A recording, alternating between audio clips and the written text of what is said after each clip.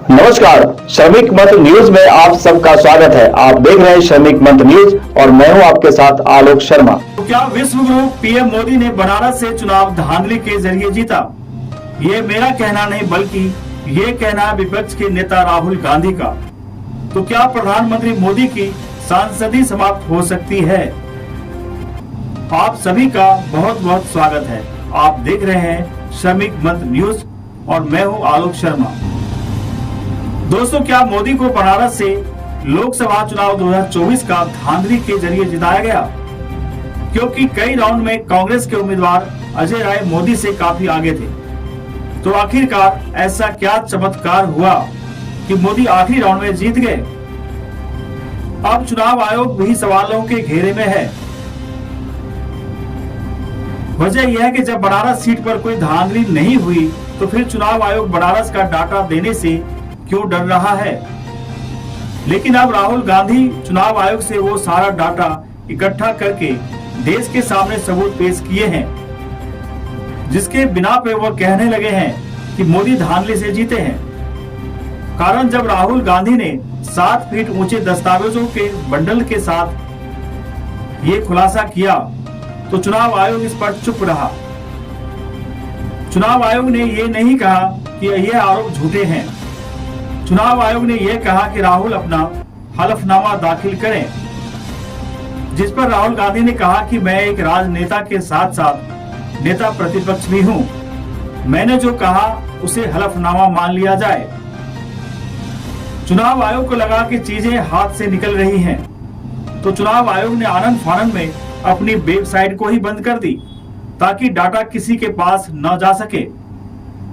227वें round की मतगणना तक कांग्रेस के उम्मीदवार अजय राय लाखों से बढ़त बना ली थी। तो आखिरी राउंड में मोदी जी 1,52,000 वोट से कैसे जीत गए? आपको बता दें कि जिस डाटा के जरिए राहुल गांधी ने चोरी के वोटों से मोदी की जीत का खुलासा कर रहे हैं, वो डाटा राहुल गांधी ने नहीं बनाया है, बल्कि ये डाटा चुनाव आयोग का ही है। और इसी डाटा के हिसाब से 2024 के लोकसभा चुनाव हुए थे। राहुल का यह भी आरोप है आज पिछली लोकसभा में 25 सीटों पर धांधली करके मोदी तीसरी बार देश के प्रधानमंत्री बने। दोस्तों, आइए और देखें कि राहुल गांधी ने प्रेस के जरिए देश की जनता के सामने इस पूरे घोटाले का कैसे पर्दाफाश किया है। 25 लोकसभा सीट के कारण प्रधानमंत्री। हमें इलेक्शन कमीशन ये डेटा इसलिए नहीं दे रहा है क्योंकि अगर हमने जो यहां माधोपुर में किया, अगर हम इसे बाकी लोकसभाओं में करा देंगे तो देश की डेमोक्रेसी की, लोकतंत्र की सच्चाई बाहर आ जाएगी। ये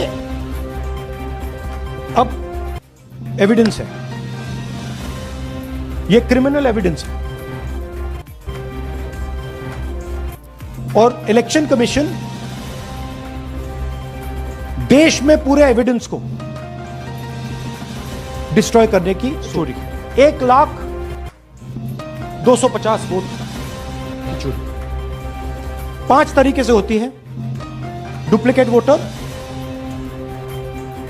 fake and invalid addresses, bulk voter in single address, invalid photo, misuse of form 6। Duplicate voter मतलब एक व्यक्ति 3, 4, 5, 6 बार वोट कर रहा है या उसका नाम 5-6 बार आ रहा है। फेक इनवैलिड एड्रेस मतलब या तो पता है ही नहीं या फिर फेक है। बल्क वोटर सिंगल एड्रेस, एक बेडरूम का घर है, उसमें 50 लोग का एड्रेस है और जब हम वहां जाते हैं वहां लोग ही नहीं है, वोटर ही नहीं है। इनवैलिड फोटो, या फोटो है ही नहीं या फोटो इतनी छोटी है कि उसको पहचाना ही नहीं जा सकता। और finally misuse of form 6। Form 6 नए वोटर्स के लिए होती है, जो 18 साल का होता है, पिछले इलेक्शन में जिसने वोट नहीं किया उसके लिए होती है। मतलब 18 से 22-23 की एज होनी चाहिए। इस वीडियो में बस इतना ही। जी हाँ, इस फर्जी वोटर के बारे में आप क्या सोचते हैं, हमें कमेंट करके जरूर बताएं।